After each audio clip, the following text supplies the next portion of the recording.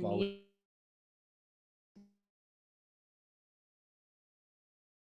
It's recording. Okay, go.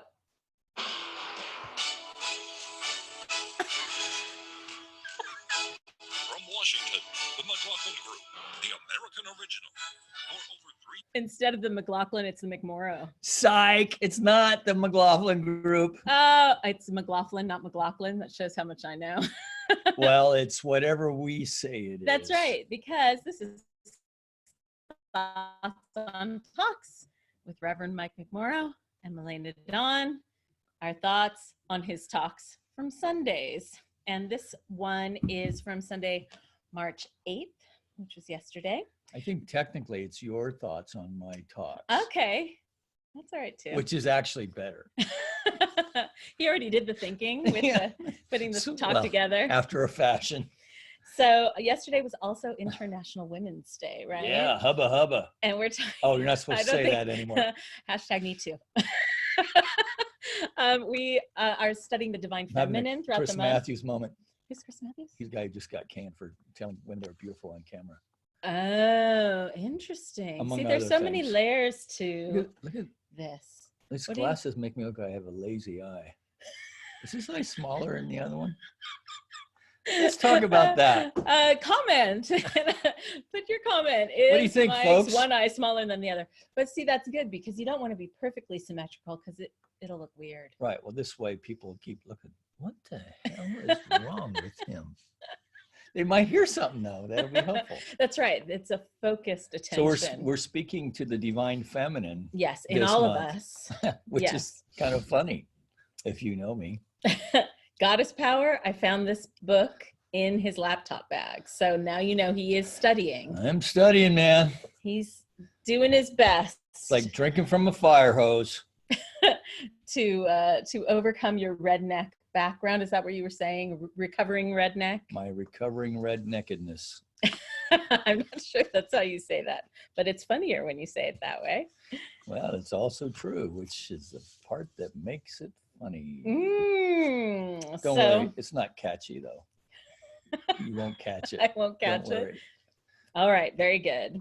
So yesterday, it was more about kind of all of us connecting with just the divine and the feminine, but that it's all really one and undivided. Yeah, well, I just wanted to make that case because, you know, when we start thinking, so in religious science circles, when we talk about mind, you know, we're talking about conscious mind and subjective mind, and it makes it sound like there's two minds. But there's not. There are two aspects. Two aspects of mind at work. Yeah. And when that we start talking about these separate things, I think one starts thinking that, you know, it's something outside of ourselves. Certainly isn't. And for me, acknowledging the divine feminine within myself means more of, and it seemed like an epiphany when I had it within the last year, of when I meditate and I hear the voice of God, to hear a female voice, to hear my own voice. And that was like, oh my gosh, why hadn't I ever thought of that? I didn't identify the voice. It was more like a thought. But growing up in the Western world where God is often identified and spoken of in the Bible as capital H-E, right? It felt masculine, and to identify the voice of spirit as a female voice and my own voice was like mind-blowing. Yeah, that's, of course, I haven't had that experience, so I can see it might be an interesting exercise for you. Yeah. Hey, baby. As a male. Is that how yours would talk to you? Is that how the goddess spoke to you? That's Hey, not baby. how mine sounded. Mine Let's sounded, get off the dime and get to work. that would be cute. Mine sounded more like Angela Carole Brown, who sings here at our center Nice. in Granada Hills. Also, I heard a song by my friend Deidrey Francois. She is a vocalist out of Canada, and she wrote a song called Pray that she posted online. Look it up. Pray by Deidrey Francois. And she Deidrey? has Deirdre? No, it's Deidrey, I believe, and okay. Francois, spell it correctly. And she's a beautiful woman, and her voice is so deep and rich. And as she's saying, when you go through this experience, pray, I heard her, and the lyrics I think support this, but she answers as the voice of spirit. And so it was like, oh my gosh, nice. That female voice I'll have singing. to check out that song. Yes, I encourage everybody to. She's wonderful, and she has a lot of really great songs. All that's up here is dude. Dude. Is that how he addresses you? Like a surfer. He's like, dude. Dude, ride the wave. The dude abides is what I've heard. You know that movie? Yes. Oh, very good. So, although we did to us in the service yesterday about it being one divinity, and you still did touch on how recent it has been that women have been seen as equals in Western society, that the right to vote was only 100 years ago. Yeah, I know. Isn't that wild? It is really crazy. Yeah, and we could have spoke a lot more about that, because there were a lot of influential women. So just keeping it to America, which is a relatively new country also. Yes. But another book that I'm reading, which the title escapes me now, but it's speaking to Dharma or our work from a Hindu or Buddhist perspective. Dharma meaning duty, but but it's really, I think, a more accurate way, at least the way it's presented in this book, is to do our life's calling. And Alan Watts used to say that if you do something you love, you never have to work a day in your life, right? So, and I think that's what a calling is. When you feel like you're doing something you're called to. So money is an issue, but it's not the number one motivation. Right. And it's a very powerful way to be. But so it's a series of little mini biographies, of which Susan B. Anthony was one. And she has a very interesting story in that she chose to remain celibate in her life, knowing that the idea of women's suffrage was the great work. This was her great calling of her life, and the women that she drew around her, and that she was a contemporary of Mary Baker Eddy, and that they knew each other and were inspiring each other. Wow. And of course, Mary Baker Eddy went on to teach Emma Curtis Hopkins, who taught many of the New Thought teachers and writers that folks of our ilk like to study. We're still learning from. Yeah, exactly. Yeah. So it's very interesting. And then also the suffragette movement actually came out of the temperance movement because of drunkenness. Not just alcohol, but drunkenness was a horrible scourge, not only in America, but in England as well, where they developed gin. And gin was taking people out. And so the Temperance Union was formed because, of course, who paid the price for the intemperance was women. Right, who were dependent upon men who were spending whatever monthly budget. But yeah, well, if there was a budget then, right. I mean, it was much different then. Yes. But spending the family money, but then also being abusive, being neglectful, women being subjected to assault, just all the things that go along with a man who's in his cups, who's more resentful than not a happy drinker. Right. Gotcha. Which gin can make you pretty nasty. Really? Yeah, that's why they call it TNT. Boom. Really? Tanqueray and in case you didn't know. I didn't know. And I haven't had that experience with gin or being around people who drink gin. So I've only had celebrations and happiness and fun. So. Well, I have friends in low places. So I'm looking at your notes here, and you mentioned the Quakers, which makes me think they abstain from a lot of things, and drink is probably one of them. And I don't remember you mentioning this yesterday, but it does lead to your Susan B. Anthony part. Do you remember? Take a peek at your notes. Yes, well, I did get to that in the first service. Okay. I got sidetracked. Oh, I know, because we had a lot of announcements. Got a lot going on at the and Center we for have a lot Spiritual going on Living. right now. And I had to deal with, felt like I needed to speak to the coronavirus. Yes. And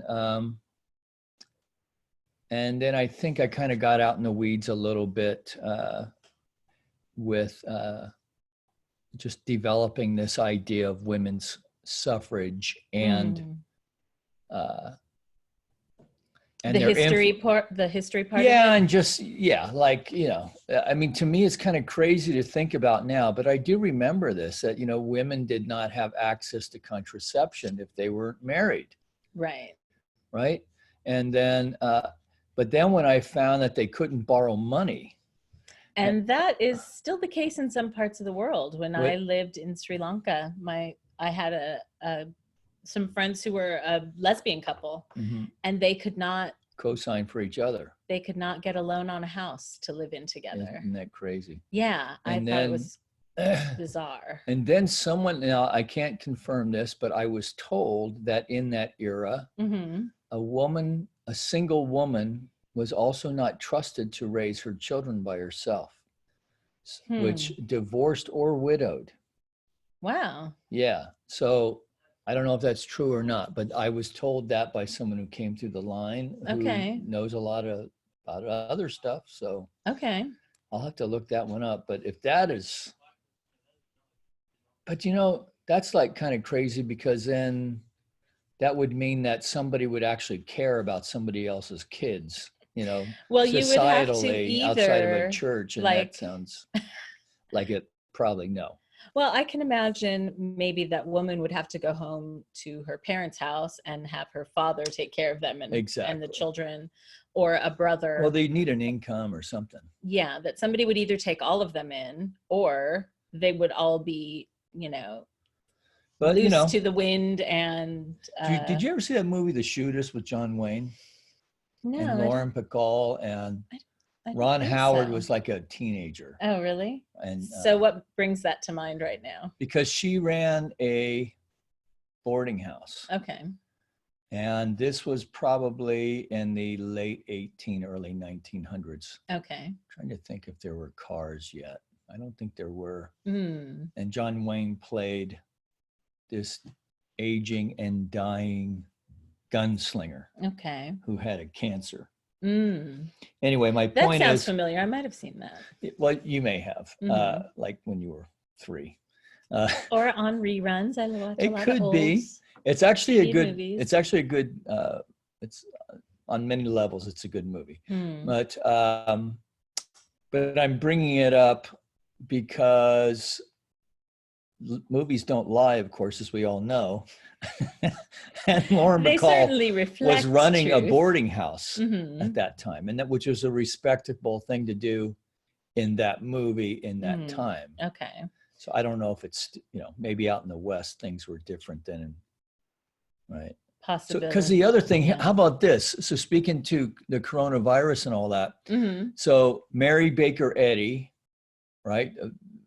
Really kind of the bastion of metaphysics, really, a student of Quimby, Emma Curtis Hopkins, Susan B. Anthony, Emily Cady, all these women lived into their 90s.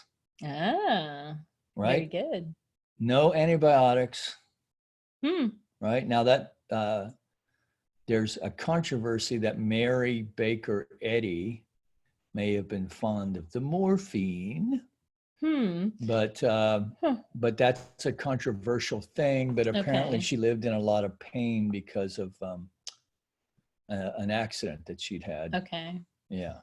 But still, It into their 90s. It could have been prescribed to her as well. I mean, well, I think there were a lot of things that but we they would now have probably know used is, it as laudanum, right? And I mean, people did use laudanum.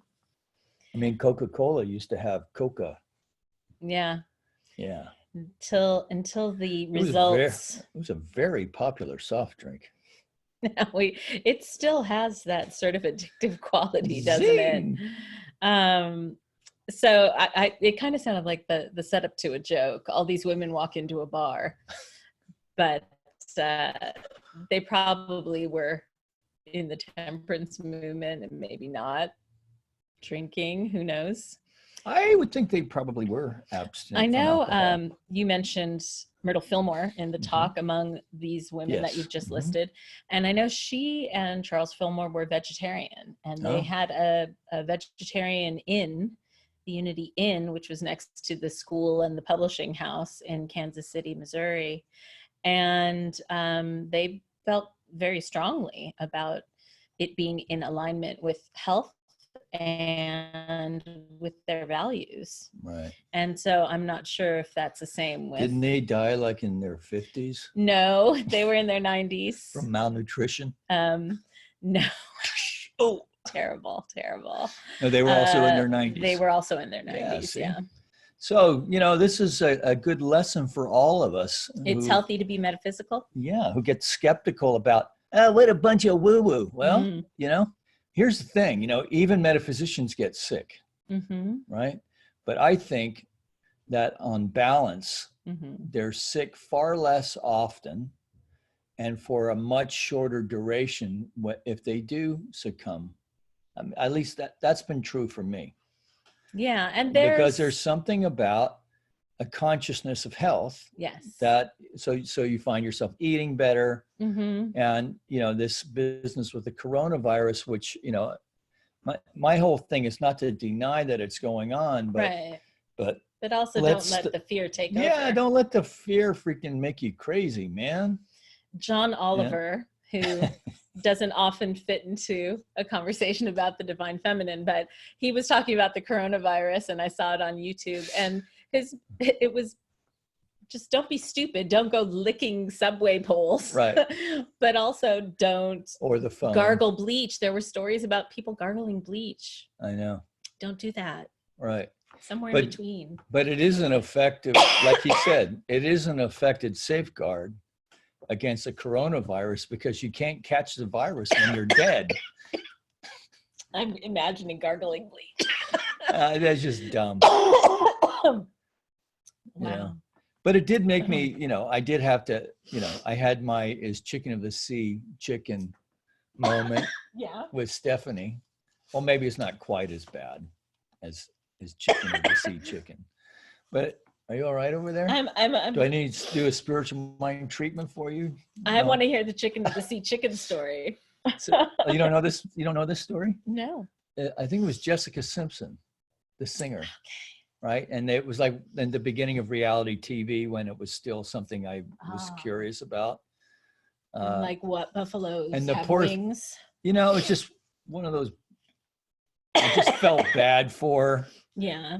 Because that silly moment was caught on film. Yeah, and then the husband's like, she says, "So is chicken out of the sea chicken?" And he's like, "What? Is chicken?" And he repeats the question: "Is chicken of the sea? Is tuna chicken?" Yeah. So this is my moment when, because I was thinking of the John Oliver bit. Because I do watch John Oliver, because he's funny and smart and very sarcastic, which I like in that English way. And he also likes making fun of being British. And he was told this joke about the bleach, and I like to use a toothpaste that has bleach in it. And I started wondering, I wonder if the bleach in my toothpaste is like killing germs. Like I'm scrubbing them, Oh, my gums and everything. I'm Did you go look at stripping 'em. your toothpaste ingredients to see? Well, Stephanie pointed out that it was peroxide and not bleach. Although that is a type of bleach. We That's use peroxide on unastringent. hair. Yeah. Yeah. So what we decided was it was just bleaching the hairs of my beard. No, no, we weren't that. She just looked at me like, sometimes you say the dumbest things, Well, which you've probably thought of at least 10 times by now. our viewers, To our one viewer. We have a few Okay. people who have admitted to me that Yeah. they watch. We could do a magic mirror romper room moment. And Oh, say, that would be awesome. hi to Hi. Emily and Vinu and And Cheryl. Sherry and Cheryl. That's right. And we're seeing you all whole, perfect, and complete, and the coronavirus has no effect on you. I fell on my keys. Okay. All right, let's bring this back to the topic at hand, which is divine feminine. So, divine feminine. Well, feminine energy is often thought of as healing, caring, comforting energy. So, if you're feeling unwell, maybe you call on the divine feminine to help comfort you and remind you of your health and wholeness. You're my angel. Oh, sorry. Is that how your divine feminine comforts you? You hear that song? I was just thinking, Just yeah, I had this channeling. vision of Aerosmith and an angel, a female angel coming down. Okay, so there's another video people can look up for musical inspiration. Pray by Deidrey Francois Yes, and Angel by Aerosmith. by Aerosmith. Yes, they're both very inspiring. Okay, so I got this page here. Quakers do not ordain ministers, but women had a prominent role from the start of the 1700s. We're going back to history and Yeah. women. Yeah, yeah. That was actually like the 1680s, I think. Yeah. But it was perhaps women metaphysicians that gave voice to concerns of the spirit and the remembrance that the divine is expressing as radiant good health in body, mind, and spirit. And then you went on to talk about Susan B. Anthony. Susan B. Anthony and others, which I don't know. I found that in the myriad of materials that I was reading all week. And, but you know, it's not just those old timers, right? So here in Granada Hills, certainly Dr. Maureen, and before her, Dr. Kathleen McLaughlin. So just a little history of our center. Dr. Kathleen McLaughlin was the minister here in Granada Hills for 24 years. Wow. And was also the director of education for RSI for some time. And this is at a time when the teaching really was dominated by men, right? So, you know, 24 years ago, Bitzer would have been like my age now. No, he would have been older than that. Who's Bitzer? Robert Bitzer was a student of Ernest Holmes. He started the Hollywood Church. Okay. He's got a lot of books out, and Okay. his big thing was, and he would just hammer it on. I think he would start every Sunday talk, I think, just by starting out by saying life is consciousness. And off he would go from there. But anyway, people like Dr. Kathleen, Anne Maureen, Sue Rubin, you know, Moira Fox, and then others, you know, I'm just thinking of some of the, in our own region, Sunshine Day, Tracy Earlywine, Martha Quintana out in New Mexico, Ann Ray in Santa Fe. Ooh, that rhymes. And it's another magic mirror moment. We see you all.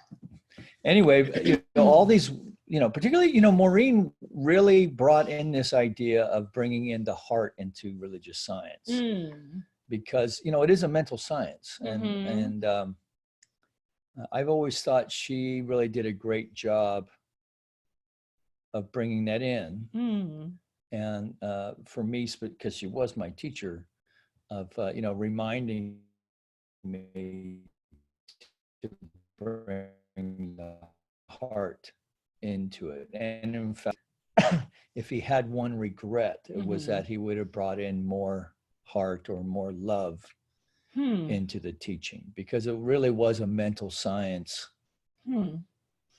Well, it's in the beginning. It's that feeling nature is the feminine aspect of the divine, right? Which Or is not to can say be. that men don't feel, right? No. It's just men generally are not sophisticated in the way that they experience their feelings. Okay, that's an interesting way of putting it. Because, you know, this umbrella, you know, anger is like this giant umbrella for this whole myriad of feelings that may have, you know, resentment, disrespect, hurt, hurt, sad. So does anger make it okay to have those feelings, but put it in a way that feels powerful? So maybe men... Well, anger is the one culturally, and I don't know that this is as true for my son. Let's say he's the next generation. Okay. But it's the one emotion that you are allowed to feel without, you know. Without feeling weak. Right. Okay. Right. So like there's no crying in baseball. Right. Right. That kind of thing. That was a great line from League of Their Own. It's so true. Yes. And funny. Yeah. Especially the way Tom Hanks delivered that line. See, that's a divine feminine, A League of Their Own. It is. It was directed by Penny Marshall. I will have to rewatch that movie and maybe make the whole Sunday talk. I think that'd be using great. A League of Their Own as a metaphor. Okay, so Penny Marshall was a great director, and she was the comedian best known as Laverne on Laverne and Shirley. Yeah. Madonna did the song for the and soundtrack and was Meathead, in it. Right? Who is married to Meathead? Penny Marshall? No, that's What's was his she? name? I think so. He's for a while. Rob Reiner. Rob Reiner, yeah. Yeah, they were married. I think they might still be for all I know. Anybody can know. I think she's passed away, but they could still be married. And we can fact check that. That's right. Yeah, I'll fact check it right now while you're riffing. So Rosie O'Donnell was in that. Gina Davis, who is a big advocate for how women are portrayed in media. And she has the Gina Davis Foundation, which I encourage everybody to look up. Gina is spelled Gena, or is it two E's? And so she is working with a foundation that she heads to find different ways to have women portrayed in different roles in media, so that people don't automatically think of, say, a doctor and feel like it has to be cast as a male, and scientists and all of those things. So she was in that movie. She was probably the lead in League of Their Own. Are you checking who was married to who? Actually, we shouldn't even define. I refrained from calling Penny Marshall Gary Marshall's sister, because I didn't want to identify her in relation to a man. And then I never knew that. I just very tacitly went along with your relating her to a husband. She's her own woman, talented woman, Penny Marshall. Oh, yeah. And they were married, but it didn't stick. Okay. Yeah. But it's one of those. But they did have a child together. Oh, okay. So, yeah. But you got to love that Laverne married Meathead from All in the Family, and that, you know, comedians in love from two very popular 70s comedy shows. Iconic families too, right? Yeah. Yeah, true. Well, what was the thing that her and Shirley would say? The da-da, the da-da, when they would... House and Pepper Incorporated. See, I knew she'd know. Schlemiel, Schlemazel, House and Pepper Incorporated. Da, da, da, da, we're gonna do it. Give us any chance, we'll take it. Read us any rule, we'll break it. We're gonna make our dream come true. Doing it our way. Okay, I'm gonna stop there. I could probably keep going. I know it's you just could. coming to me as I do. All right, how about Love Boat? Go now. We're not doing Love Boat. Love Boat. Although love is so exciting shiny and new. Go ahead. But Love Boat isn't as feminist. We were going to, do you know we were Laverne going to and call Shirley. this the Love Boat Center for Spiritual Living at one time? I don't believe you. No. Am I right to not believe you? Yes. I know the But we could Center do for the windows Spiritual and make it look Loving. like a cruise ship, right? And then when Who's you the open cruise the door. director? I like Julie, the cruise director. You would Okay. be the cruise director. That'd be Nancy Woods, the I'd have assistant the minister. captain's You'd cap. be the captain. Yeah. Well, I have the you're hairline the for senior it. minister, right? Or spiritual director. Yeah. She's okay. what is her Nancy Woods title? Associate? First mate.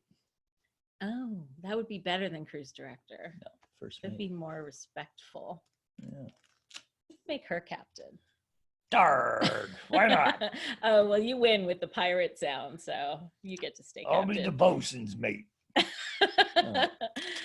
Oh, the digressions. Thoughts on Talks is deep dives and digressions. Yeah, we better think of something deep to share. We are so good at digressing. We better think of something spiritual to say right now. Does it hurt? It sounds like that hurts. I'm looking at your quotes. Let's find some good ones. This is from a next gen thing. Oh, you do have a sci-fi thing in here. Where did I see it? We could even have some sci-fi biocomputer chip implant in to enhance our brains. Oh. Yeah, go ahead. Where does it go? Let's see. But unless we have a consciousness that has evolved before us, all we will manage is an even more complex cluster fluster. Yes. Well, my thought process on that was that we need to heal our consciousness around as far as, you know, and a lot of times when I'm saying such things, I'm actually kind of speaking to myself. But in this particular month, I'm kind of speaking to men because I kind of feel like women already, I mean, they've been kind of beating this drum certainly since since before Gloria Steinem. Okay. In fact, she even had this, I read an article that she had published in Ms. Magazine in 72. And some feminists were calling themselves gynocrats. Had you heard this expression? No. Anyway, it was very... It must not have caught on. Well, I don't think they cared for it much, but no.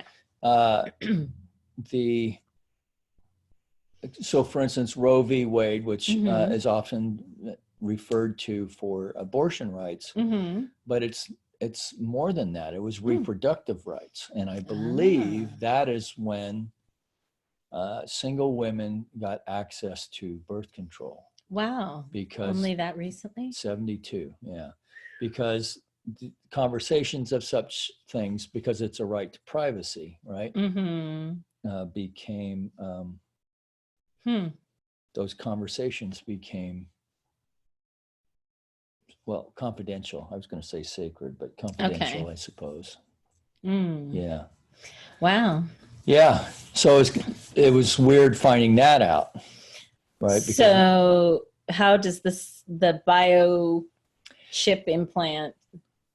Yeah. So there was where I think I just wrote, it was one of those things that I wrote down before I forgot it. But the idea was that out of the women's movement, which came, what accompanied that was control of their reproduction cycle. Okay. Right. So that became a choice now. So that allowed them to be educated. I mean, there was a statistics. It was like this big spike in women having college degrees and then entering the professions that are attached to that, like lawyers, doctors, and so forth, which I did mention in the first service. Yeah, I remember you saying in the second service too. Yeah. Yeah, and so how that. So our thinking around all of that has had to expand to understand that women can do these kinds of jobs, and the fact that men don't have to be such dicks in the way that they go around doing it. And I think if there's anything that women have really brought to the workplace, particularly those who understand that there's a difference, as I was speaking to last week, the difference between assertiveness and aggressiveness, right? So the aggressiveness is like the least evolved. Well, it depends on when you need it, but okay, right. But in the boardroom, right? I just don't. It's like the lowest common denominator. It's bullying. For men, exactly. Yeah, okay. Right. So, because we don't want our women executives feeling like that's got to be their go-to. Right. We don't want anybody feeling it, right? And I remember hearing, because we're seeing, to me, when I look at mm-hmm. this discord that's been going on politically for the last 3 or 4 years, really even starting, in the campaign before that, mm-hmm. as the president went through the gang. They had their moment where they had 20 candidates, right? Mm-hmm. And the president just went through and bullied the crap out of, I've actually felt sorry for Jeb Bush. Wow. Right? Because, some of the guys, Marco kind of asked for it, but, so I guess what I'm saying is that there's this coarseness and a cruelty and a languaging that has this bully factor to it. And I could be way wrong with this, but I didn't feel like Warren was bullying anybody. She gave Bernie a hard time, but if he said that, and I don't know that she needed to do it on camera, except she's trying to, I guess, Kamala went after, Biden in that kind of making hay out of that moment. Not to say what she had to say wasn't legit. Right. But how women approach things and how men approach things is accepted differently. Exactly. In the culture right now. Right. And then you look at women, Hillary, right? Yeah. Hillary, who was probably in many ways the most qualified candidate we've ever had, except for maybe John Adams, to be president. Right. And so my point, of course, was we've had congresswomen. That's going back into I think it was the late 50s. We got our first women congressman. And we got it. I forget when we had our first woman senator. I think actually that might have even been earlier. So I may be off on those dates, but it's interesting to me that, India had Indira Gandhi, Israel had Golda Meir. These were in the 60s. Britain had Margaret Thatcher. And I'm not saying any of these women were exceptional or whatever, except to observe that America, really being the oldest democracy, is yet to have a woman president. I was actually so surprised at the primary return, seeing how low Elizabeth Warren's numbers were. And I was really disappointed. And I can understand that there are a lot of factors. People want somebody who will be seen as a rival to Trump. And so that affects how people made their choices. But well, and if I can just cut in, hold that thought, because why are we talking about this? It's because this is a demonstration, and this was the point I was making yesterday. This is a demonstration of the way that we as a culture are thinking and expressing, or what we call in religious science, race consciousness. So the race consciousness of America is just kind of, here it goes. And Warren, after riding so high. And also very competent, intelligent, capable woman. And ran a good campaign. And my suspicion is that it's just too, even as she tried to make herself a more moderate candidate, she was still too far to the left. And that's one of those factors. But so going back to the sci-fi computer chip in our brains, it would be to see the world differently. Right. So let's say we could, right. So we have this consciousness that we're talking about that is still not fully engaged in equality for all. Right. And it's not just men, it's women too. Sure. Not see the world this way because of how they need to step into their own power and their own greatness and so forth, and know that it's okay to do so, and that they're not losing anything by engaging with that. And so if we had this chip that was put in there, right, then we would just, we just have more clever ways to create more unhealthy stuff. That was my whole point with that line, which is well, now you can see why I didn't use it. Maybe. I thought you were saying that if we could just like upgrade our consciousness to the next level of evolution without having to go through all the messiness of, partial waking up and some groups waking up to a certain level and other people seemingly going backwards and all of that. But it wouldn't really fix anything unless we go through the growing exactly and so process. this is kind of where we're at, right? So it's like so every 4 years we're getting closer and closer, and with the way, well, who knows how it's going to all work out. It's as we speak today, the markets have cratered. I don't know if you saw that, because the Saudis cut the price of oil, and folks are freaking out about the coronavirus and so forth. And I just keep thinking back to FDR. The only thing we have to fear is fear itself, right? So and that's why I kept hammering on about yesterday, and even more forcefully in the first one, because Reverend Elizabeth did this great presentation on the thinking process around the coronavirus. And of course she's in the 80 and over group, and so they're like, oh, they're the ones that are going to kill them all off, right? And that whole thing, and how it messes with your thinking and so forth, and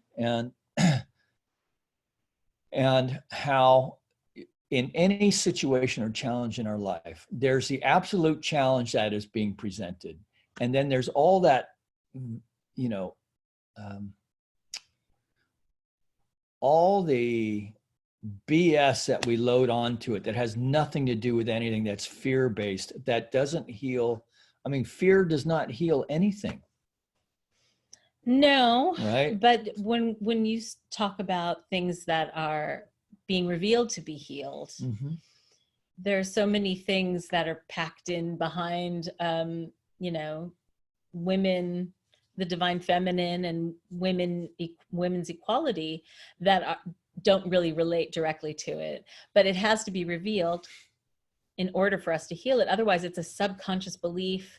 It's subconscious programming that continues to control us until we can see that it's there to address it. And the wisdom is really emerging too, right? So before, again, taking it back to, Gloria Steinem and who was it, Bella Abzug, I think was the New York Congresswoman, I think. That sounds right. So they had, and they were kind of almost, I don't want to say they were militant, but they were kind of militant in their languaging. And then you go to where we are today, and you have someone like, Brene Brown, who is assertive, and of course she's a sociological researcher, but she does speak to communication styles, and shares how her and her husband's a pediatrician, so he's no slouch himself, right? So it's like these two brilliant people, trying to work out a life, but they're still trying to work out a life, and raise kids and be professionals and all this other stuff. And or someone like Melinda Gates, right? So when Bill and Melinda actually do an interview where they kind of drop their guard a little bit and talk about how they work stuff out. Yeah, I just think that's so valuable. And you can see how, maybe it's because I'm looking for it. Mm-hmm. But to me, what I see is how they kind of soften each other. Yeah. Right. And to create this a oneness between them. Yeah. Exactly. Which is basically what we're talking about for this month. Yeah. I saw a YouTube video. I shared it on my Facebook page, and it was a man who transitioned to becoming a woman, and he had been he worked for a religious organization. He was a pastor, and then he became a woman, and he was talking about she was talking about as a woman. I can't believe I caught you on that. Look how good he is. Man, there is hope for us. Yes. She was talking about how she noticed how differently she was treated and spoken to as a woman than as a man. And she could only see it because she had been in the role of the man and treated a certain way, and then saw the difference as a woman. Yeah, that's a great video. Yeah. She's very well spoken. She is. And she said that neither men nor women can really see it for themselves because they don't have the contrast of the experience that she has. Right. And so it's like the fish in water can't see the water because it's just part of the experience. So all of us are learning and growing through this evolution of consciousness. My family actually watched the movie Victor Victoria last night. That's funny because I kind of went there. Go ahead, finish your thought. It's from 82, and it's about Julie Andrews plays a woman who's pretending to be a female impersonator. So she's a woman pretending to be a man, pretending to be a woman. Right. And then falls in love with a man, and then comedy ensues. Right. Because James Garner falls in love with her, which is like very confusing to him. Yes. Because he thinks she's a he. Yes. And then he has to worry about, once they figure that out, he has to worry about people thinking he's gay because she wants to continue to work in that role. But we watched it as a family then, and we watched it as a family last night. And it occurred to my brother and I that we were very young. Like I was probably 12 and he was maybe 9 or 10 when we saw that movie. And we didn't know anything about gay or straight or drag or transgender. But we saw that movie and how it was never a big issue for us. We never had to learn to accept that because it's such a good, funny movie with great music and great characters. That the drama was hiding, trying to hide. Right. Not get discovered while you're playing out this other role. Mm-hmm. And we don't get caught up in thinking about all the mechanics. Right. Because grown-ups do that part. Grown-ups do that but part. So you were thinking of that. I was thinking of, wasn't it Jack Lemmon and Tony Curtis, right? Some Like It Hot. Some Like It Hot. And so this has been kind of a common theme, even in England, the mummers, right? So around the holiday season, men would dress up like women, and is that part of the pantomime thing at Christmas, or is it something separate? I'm not exactly sure what it was, but I just remember that there was women dressing as men and men dressing as women, and just for laughs. Well, Monty Python, and I mean, it's kind of like that, the Bud Light commercial where all the guys, to save money on beer, they all dress up in dresses for ladies' night. Okay. Right, and the guys have like hairy arms and full beards, and so they're not trying ladies' night. Right. Yeah. With theater though, men used to. That's where the term drag comes from, Shakespearean drama, but Greek drama even. It was men playing the women's roles, and what is it? Dressed as girl, is that what drag stands for? It was like oh, I never knew that. A note in a script, one of those side direction notes, to indicate that should be a female character, but it's a man dressed as a girl. So that's another area where, women were not supposed to do that kind of work. And then eventually they did. Yeah. Turns out stories can be told by women too, and enacted by women. Yeah. Yeah. So what is our takeaway from, what was the title of yesterday's talk, by the way? Our Living Legacy. Right. I see some slides that I don't remember seeing yesterday on your little slide sheet. I just went off on a riff. Some of those, it's interesting because this last one I used last week, and who I discovered on my own without the CSL. So that's prodding. from Dylan Essertier. Yeah. What does the divine feminine mean? And the quote is, the divine feminine represents the connection to the part of your consciousness responsible for nurture, intuition, empathy, regardless of your gender. The divine feminine is the aspect of the self associated with creation, intuition, community, sensuality, and collaboration. Yeah, that is good. Mm-hmm. Yeah, and then at the end, I was speaking to how the feminine is shown up, even or not shown up, even in religious circles. Right? So, trying to guess what the number of bishops are, which I figured was quite low from what I could figure out. And the influence that the feminine has had, well, certainly within religious science, but I think in the other denominations too, as women have become priests, whether whether they're Lutheran or Anglican or Episcopalian, whatever. Right. But then someone texted me, and because it was just a thought that I threw out that some, I think, crazy things. This idea of if it was a woman who was crucified, right? If anyone cared. And somebody were women crucified? Oh, what did someone text? You really slew me with that one. So that was it a male or female? A woman. That. Okay. And she said, that was something that I have been thinking about that all day. And now what I didn't say was, which is what I was thinking, was what if they had crucified Mary? But I figured that would have been too. I don't know if it would have been too far for our group. Maybe.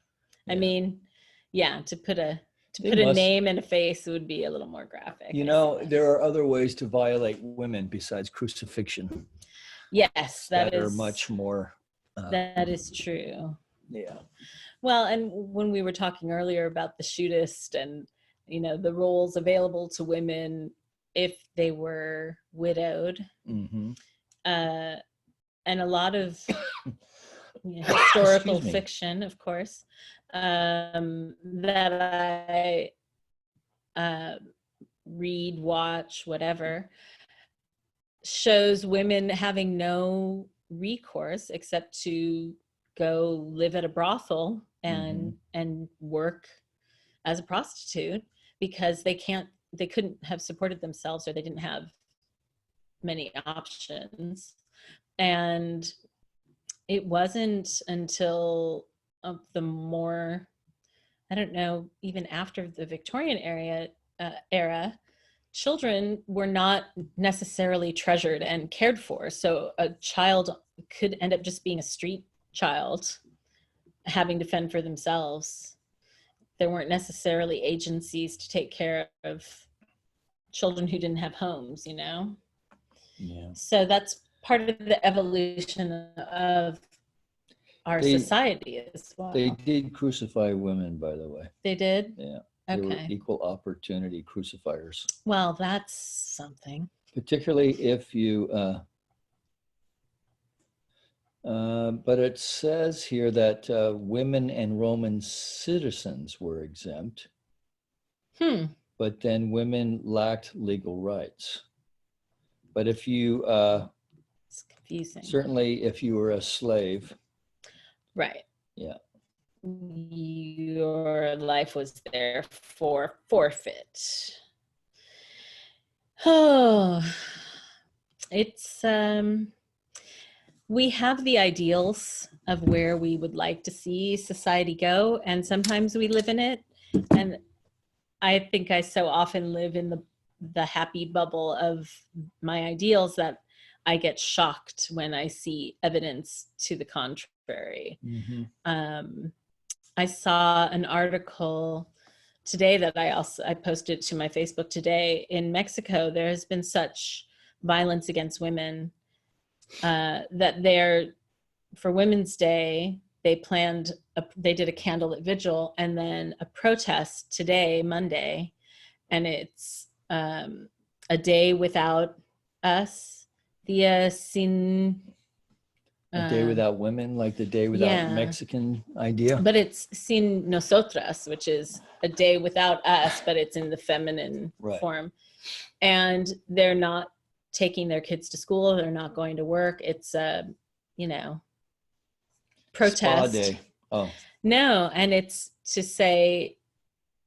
to recognize the value that women bring to families and society. Right. And say, it's kind of a national strike. It is. Yeah. And I think it's very powerful. I had kind of jokingly suggested that all women should secede from the union since there's no female candidate for president. And then I know logically that won't work, but it seemed like it reminded me of a Greek comedy called Lysistrata, I think is how it's pronounced. Oh yeah, that was a great one. Where the women protest by saying that they're just not going to do their wifely duties. Yes. Until the men recognize their contributions. I think that's still an effective strategy. It's probably in use in many places, but the protest in Mexico is not a comedy protest. Right. It's serious, and I'm hopeful that it has the impact that they're looking for. That it could and should have. Mm-hmm. It's it's life is very complex today. It is. It's safer in a lot of ways. Yeah. For at least in the Western world, in the developed world, it's largely safer for women and children, but it's not necessarily always. There are always areas of vulnerability, but if you're in the developing world, and for those who don't have money to act as their power in the world, they're really vulnerable. Yep. And so there's a lot of work yet to be done in our world of duality and contrasts, but we can hold on to our ideals and work toward them in our privileged lives. Right. Yeah. So any other closing thoughts? Should we read your closing affirmation, a slide which I don't, is this from this? Mm-hmm. The affirmation is accepting and honoring the divine feminine within. I recognize my power to manifest, nurture, and create community. Oh, that's good. I like it. So that's a good closing thought. So it is. And so it is. So that's on Talks for this week. Thank you for joining us. And watch our previous episodes if you haven't. We have a whole playlist of them now. Yeah. All right. If we haven't completely put you off with this one. No, this one's awesome. You liked it. You're still with us, and we know you liked it. Yeah. Okay. Thanks. Bye. Peace out. Bye.